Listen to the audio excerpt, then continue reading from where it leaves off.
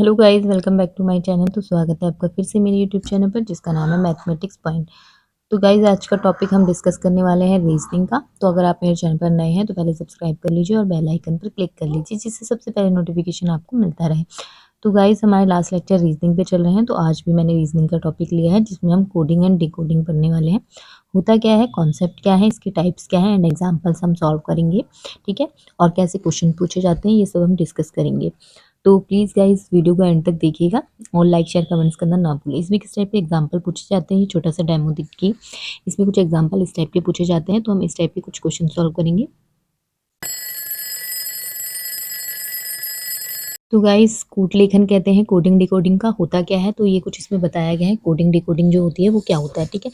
तो कोडिंग क्या है, एक तरीके से हम कह सकते हैं, अगर हमें इसकी डेफिनेशन जाननी हो तो ये किसी सूचना संदेश में किसी विशेष कोड द्वारा अर्थविहीन करके कोडिंग की जाती है तथा दूसरा व्यक्ति इसी आधार पर संदेश सूचना को डिकोड करता है। ठीक है, अर्थात सूचना संदेश को अर्थपूर्ण बनाता है। इसमें कुछ शब्द अक्षर अंक दिए गए होते हैं जो अपनी वास्तविकता प्रदर्शित करते नहीं करते हैं, बल्कि कुछ और ही प्रदर्शित करते हैं। यह संदेश सूचना कुछ विशेष नियमानुसार बने होते हैं। अभ्यर्थी को इस नियम की जांच कर उसी भाषा का प्रयोग करके उत्तर ज्ञात करना होता है। तो कोडिंग और डिकोडिंग मैंने आपको बताया। तो कोडिंग क्या है, कोडिंग किसी अर्थपूर्ण शब्द को एक विशेष नियम के अनुसार अर्थविहीन शब्द अक्षर या युग्म संख्या में परिवर्तित करने की विधि को ही कोडिंग, संकेतबद्ध, संकेतना, सूचनाबद्ध कूटलेखन, कूटीकरण, कूटन कहते हैं। ठीक है, अब हम डिकोडिंग के बारे में जान लेंगे। डिकोडिंग क्या होता है।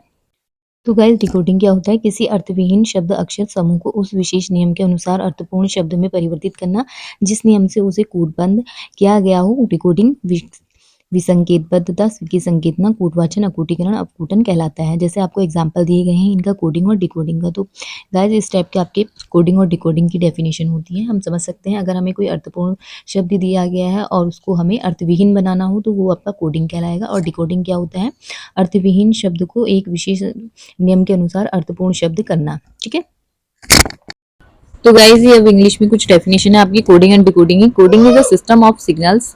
This is a method of transmitting information in the form of codes और signals without it being now by a third person. वही चीज कही गई है, अगर हम किसी कोड को सिग्नल्स के थ्रू भेजते हैं तो वो ट्रांसमिटेड, उसको जो इन्फॉर्मेशन है उसको ट्रांसमिट मतलब ट्रांसफर करते हैं हम एक कोड के या सिग्नल में, विदाउट जो तीसरे को पता ना चले। ठीक है, the person who transmitted the code or signals is called the sender and the person who received it is called the receivers. Transmitted codes or signals are decoded on the other side by the receivers. This is now as decoding. ठीक है, वही चीज मैंने आपको बताई, वही चीज इसमें लिखी गई है हिंदी में जो हमने भी देखा। ठीक है, आगे लिखा गया in questions on coding decoding a word basic words is coded in a particular way and the candidates are asked to code other words in the same way. The coding and decoding tests are set up to judge the candidates ability to decipher the rule that has been followed to code a particular word message and break the code to decipher the message. ठीक है, तो guys इसका मतलब वही है, the person who translated the code और signals is called the sender. मतलब जो पर्सन आपको मैसेज दे रहा है वो आपका क्या कहलाएगा, प्रेषक। और पर्सन हु रिसीव, जो प्राप्त करता है, it is called a receivers. वो प्राप्त करता क्या कहलाएगा, जिसको संदेश जा रहा है वो कहलाएगा आपका प्राप्त करता। ठीक है, यही रिलेशन है आपका प्रेषक और प्राप्तकर्ता में, जिसमें हम डिकोडिंग कोडिंग के बारे में पढ़ते हैं। अब आपके बारे को मैं बता दूं, order of the English alphabet. इसमें कुछ अल्फाबेट के ऑर्डर बताएं, जिसमें हम फॉरवर्ड ऑर्डर और बैकवर्ड ऑर्डर पढ़ेंगे। ठीक है, इसमें क्या है, अल्फाबेट है, ए टू जेड 26 अल्फाबेट होते हैं, आपको पता होगा। तो हम फॉरवर्ड में जब पढ़ेंगे तो वो काउंटिंग क्या होगी, ए पर 1 होगी, बी पर 2 और सी पर 3, डी पर 4, ई पर 5 और 6, एफ 7, जी 8, एच 9, आई और 10 पे जे और के 11 पर, एल 12 पर और एम 13 पर, एन 14 पर और O 15 पर, P 16 पर और Q 17 पर, R 18 पर, S 19 पर, T 20 पर और U होगा 21 पर, V होगा 22 पर और W होगा 23 पर और X होगा 24 पर और Y होगा 25 पर, 26 पर। ठीक है, Z होगा। फॉरवर्ड ऑर्डर आपका कहलाएगा एक सीक्वेंस से, और बैकवर्ड ऑर्डर जो होगा वो A जो होगा वो अब 26 नंबर पे आएगा, क्योंकि हम बैकवर्ड में जाएंगे। बैकवर्ड में काउंटिंग करके देखें तो हम 26 से शुरू करेंगे, तो A होगा हमारा 26 पर और Z पढ़ा जाएगा 1 पर। ठीक है, इसी टाइप से टेबल्स है, आपको ये लर्न करनी पड़ेगी, तभी आप इसको क्वेश्चन जो है आसानी से सॉल्व कर पाएंगे। इससे रिलेटेड हम कुछ एग्जांपल कर लेंगे। तो ये टेबल जो है आपको लर्न होनी चाहिए और आपको पता होना चाहिए कौन सा अल्फाबेट कितने नंबर पे आने वाला है। तो हम तो गाइस अब हम बात कर लेते हैं टाइप्स ऑफ क्वेश्चंस की और कितने टाइप्स के होते हैं। तो पहला आपका कितने टाइप्स के होते हैं, पहला आपका जो टाइप्स है वो है आपका letter coding. In this type we deal with questions in which the letters of a words are replaced by certain others letters according to a specified pattern rule to form a code. You are required to detect the coding pattern rule and answer the questions that follows based on the coding pattern rules। तो कहने का मतलब यह है जो letters coding आती है वो आपकी अक्षरों के अकॉर्डिंग आती है, ठीक है। जैसे आपको कोई अक्षर दिया गया हो उसमें जो पैटर्न होगा, जो रिप्लेस करे गए होंगे वर्ड्स, वो उसमें एक पैटर्न होगा, ठीक है। तो वो चीज आपके क्या कहलाएगी, लेटर्स कोडिंग में। इसमें कुछ अल्फाबेट दिए होंगे आपको, उसको अकॉर्डिंग आपको उनको अरेंज करना होगा। तो इसका एग्जांपल हम सॉल्व कर लेते हैं। एग्जांपल जो है हमारे सामने है, जैसे हमें दिया गया है in a certain code language picture is written as QHDSVQF. How would browser be written in that same code language? तो हमें क्या बताना है, पिक्चर का जो इसमें डिकोडिंग दिया है वो QHDSVQF दिया है और हमें किसके लिए बताना है, ब्राउजर के बताना है। तो पहले हम इनमें गैप देख लेंगे कितना आता है। जैसे हमारे पास पिक्चर लिखा हुआ है, पिक्चर के लिए हम अगर देखें QHDSVQF दिया है हमें कोडिंग, तो हम देंगे P के बाद कितने अक्षर पढ़ा गया है, Q, और I के बाद H, ठीक है, और C के बाद जो पढ़ा गया है वो पढ़ा गया है आपका D, फिर T के बाद S-1 करा गया है, ठीक है। यहाँ जो है वो एक आगे अल्फाबेट फिर एक पीछे अल्फाबेट। तो इसी तरीके से हमें ब्राउजर को भी देखना है कि हम जो कोडिंग आएगी वो क्या आने वाली है। तो आपके ऑप्शन गिवन है, ए ऑप्शन है आपके पास, तो ए ऑप्शन है आपके पास CQVVTDS, और बी ऑप्शन है CQPVTDS, और सी ऑप्शन है CQPUTDS, और डी ऑप्शन है आपके पास CQVPPDS, और ई ऑप्शन है आपके पास नन ऑफ द दीज। तो ठीक है, हम पी के बाद एक अल्फाबेट आगे बढ़े थे, तो यहाँ ब्राउजर के लिए बी के बाद अगर एक अल्फाबेट आगे जाएंगे तो वहाँ सी यूज होगा। सी के बाद अगर हम देखेंगे आर, आर के बाद भी, आर के बाद हमें क्या करना है, एक अल्फाबेट पीछे जाना है। तो कितना हो जाएगा, क्यू ब्राउजर है तो यहाँ हम एक अल्फाबेट पीछे जाएंगे तो क्यू आ जाएगा, और ओ के बाद पी, और डब्ल्यू के पीछे जाएंगे तो हम वी आ जाएगा, एक अल्फाबेट एस के बाद टी, और ई से पहले जो आएगा वो आएगा डी, और आर के बाद अगर हम देखेंगे तो आएगा एस। तो इसमें जो आपका बन रहा है वो ऑप्शन नंबर बी आपका सही बन रहा है, CQPVTDS, ठीक है। तो इसमें इस टाइप के क्वेश्चन जो है आपका कोडिंग आपको देखनी पड़ती है। एक अक्षर आपको दिया गया होगा, उसे डिकोडिंग दिया गया होगा और दूसरा आपसे पूछा जाएगा। तो इस टाइप से आप ये क्वेश्चन सॉल्व कर सकते हैं, ठीक है। तो हम नेक्स्ट अब बात कर लेते हैं। तो नेक्स्ट अब बात कर लेते हैं हम सेकंड टाइप्स की, जो है डायरेक्ट लेटर कोडिंग। इसमें क्या होता है, in direct letter coding system the code letters occur in the same sequence as the corresponding letters occur in the words. This is basically a direct substitution method, ठीक है। होता क्या है, इसमें क्या करना होता है, एक आपको शब्द दिया जाएगा, डायरेक्ट उससे ही रिलेटेड आपके लिए क्या यूज करा गया है, कौन सी अल्फाबेट के लिए वो आपको दिया जाता है, ठीक है। उसी के अकॉर्डिंग आपको इनको सॉल्व करना होता है। यहाँ नंबरिंग का सिस्टम नहीं होता है, ठीक है। तो हम देख लेते हैं यहाँ कौन से लेटर के लिए क्या चीज यूज करी गई है। तो इसके हम कुछ एग्जांपल सॉल्व कर लेते हैं। जैसे 9 एग्जांपल है मेरे पास। In a certain code language stark is written as LBFMG and mobile is written as TNRSPJ. How will blame be written in the that same code language, ठीक है। इसमें आपको क्या पूछा गया है, आपके लिए कोड लैंग्वेज दी गई है और आपको ऑप्शन दिए गए हैं। ए ऑप्शन है TSFRJ, बी ऑप्शन है RPFTJ, सी ऑप्शन है NJFTP, और डी ऑप्शन है TSFGJ, और ई ऑप्शन है नन ऑफ दिस। तो इसमें क्या करना है, हमें डायरेक्ट इनमें लेटर दिए गए हैं। जैसे यहाँ स्टार के लिए क्या यूज करा गया है, वर्ड एस के लिए LBFMG, ये वर्ड यूज करा गया है। तो इसमें क्या करा गया, स्टार के लिए एस की जगह एल लिया गया है, और टी की जगह बी लिया गया है, ए की जगह एफ लिया गया है, और आर की जगह एम लिखेंगे हम, और के की जगह जी लिखेंगे। इसी टाइप से अगर हम मोबाइल का देखें तो मोबाइल में जो इसका कोड दिया गया है वो एम के लिए यूज करा गया है टी, ओ के लिए यूज करा गया है एन, बी के लिए यूज करा गया है आर, और उसके बाद आई के लिए यूज करा गया है एस, और एल के यूज करा है पी, और ई के लिए यूज करा है जी। इसी टाइप से अगर हम ब्लेम का देखें तो ब्लेम के लिए क्या है, बी का अगर हम देखें तो बी के लिए यहाँ यूज करा गया है आर, ठीक है। तो बी के लिए यूज करा गया है आर, आर आ गया, और एल के लिए यूज करा गया है पी, और ए के लिए यूज करा गया है एफ, और एम के लिए यूज करा गया है टी, और ई के लिए यूज करा गया है जे। तो इस टाइप से हमारा जो ऑप्शन बनता है, तो ऑप्शन जो बनता है वो बनता है हमारा RPFTJ, जो है हमारा ऑप्शन नंबर बी, ठीक है। तो उम्मीद है कि एग्जाम्पल आपको समझ में आया होगा। हमें क्या करना है, डायरेक्ट अल्फाबेट के लिए जो दूसरा अल्फाबेट यूज करा गया है वो हमें दिया होता है, उसके अकॉर्डिंग हमें जो आंसर पूछा जाए, जो क्वेश्चन दिया जाए उसमें जो क्वेश्चन पूछा जाए और कौन सा अल्फाबेट किस लिए यूज करा गया है वो हमें देखना होता है। सेकेंड एग्जाम्पल है इसके लिए।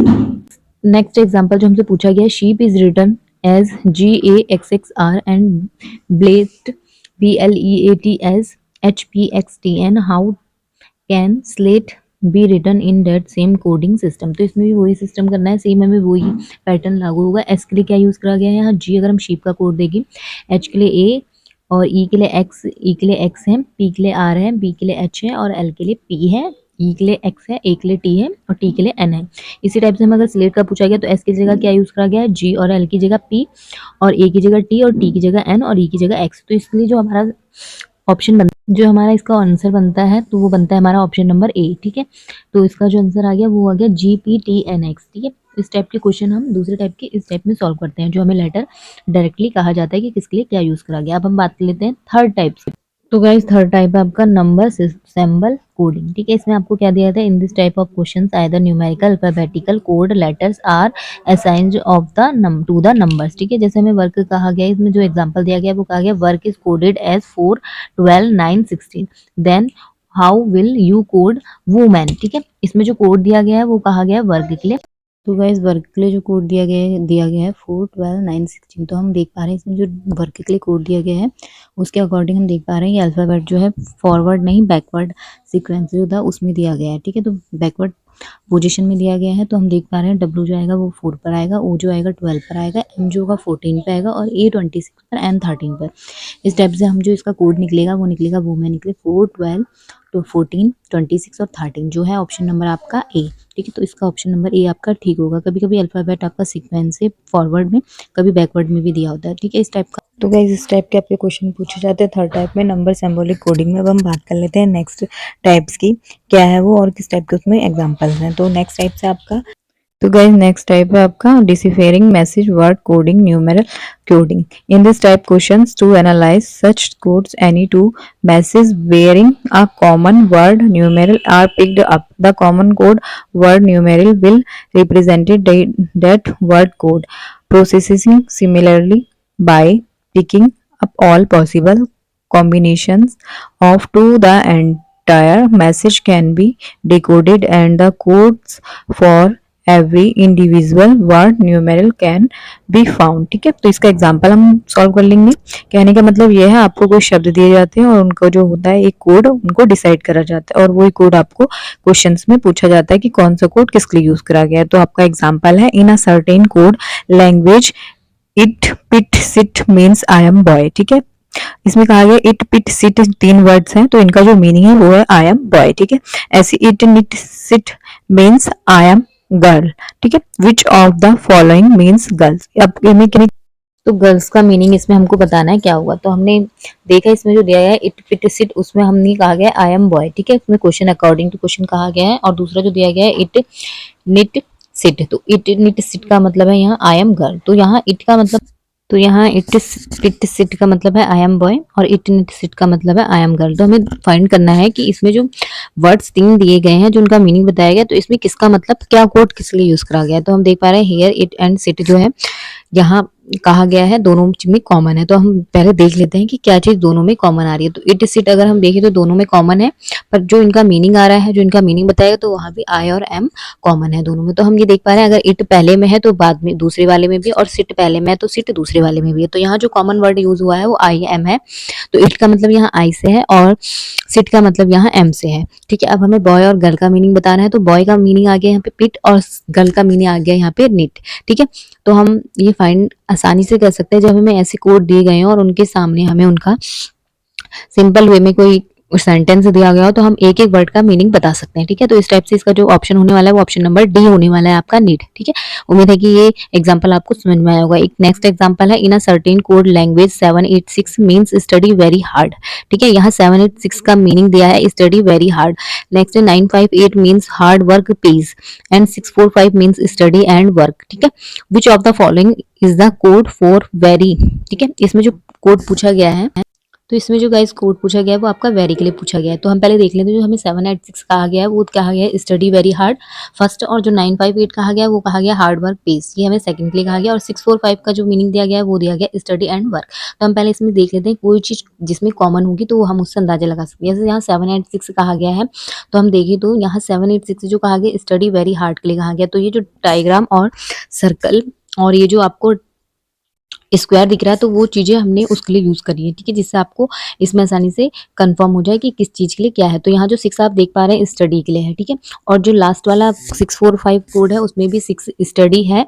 तो यहाँ हम अंदाज़ा लगा सकते हैं जो 6 है वो स्टडी के लिए यूज़ करा गया है, और 8 जो है वो किसके लिए यूज़ करा गया है। 8 आपका यहाँ पे हम वेरी के लिए भी कह सकते हैं, वो कोई हम बता नहीं सकते कि है किसके लिए, ठीक है। तो जो 6 है वो स्टडी के लिए पता चल गया हमें। अब हम देखेंगे दूसरी चीज़, जो कॉमन नंबर आ रहा है वो आ रहा है 8, फर्स्ट और सेकंड।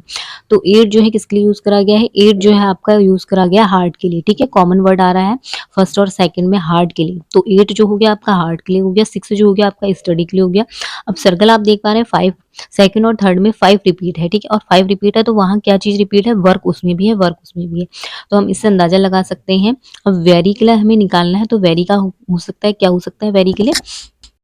तो गाइस वेरी जो यूज़ हुआ है वो सिर्फ हमारा सिर्फ फर्स्ट जो हमें कोड दिया गया है 786 सिर्फ उसमें दिया गया है। तो हमने यहाँ अंदाज़ा लगा लिया कि 7 तो हो नहीं सकता, ठीक है। यहाँ 6 स्टडी के लिए है, 8 हार्ट के लिए है। तो जो बचा वर्ड, जो हमारे पास जो डिजिट बची है वो हमारी डिजिट बची है, किसके लिए बची है हमारी डिजिट, वो सिर्फ 7 के लिए बची है। तो इसका जो आंसर होगा वो वेरी के लिए क्या कोड यूज़ करा गया है, 7, ऑप्शन नंबर सी 7। वेरी किसका कोड है, 7 का कोड है। तो इस टाइप से आप अंदाज़ा लगा सकते हैं, जब आपको कोडिंग में या डिजिट में दिया गया हो या आपको कोई भी अल्फ़ाबेट में दिया गया हो, तो आप उसको अच्छे से पढ़कर उससे अंदाज़ा लगा सकते हैं कि कौन सा कोड किसके लिए यूज़ किया गया है, ठीक है। तो इसमें जो है 4 टाइप का था ये, इसमें किस टाइप के क्वेश्चन पूछे जाएंगे। तो उम्मीद है कि ये 2 एग्जाम्पल आपके समझ में आए होंगे।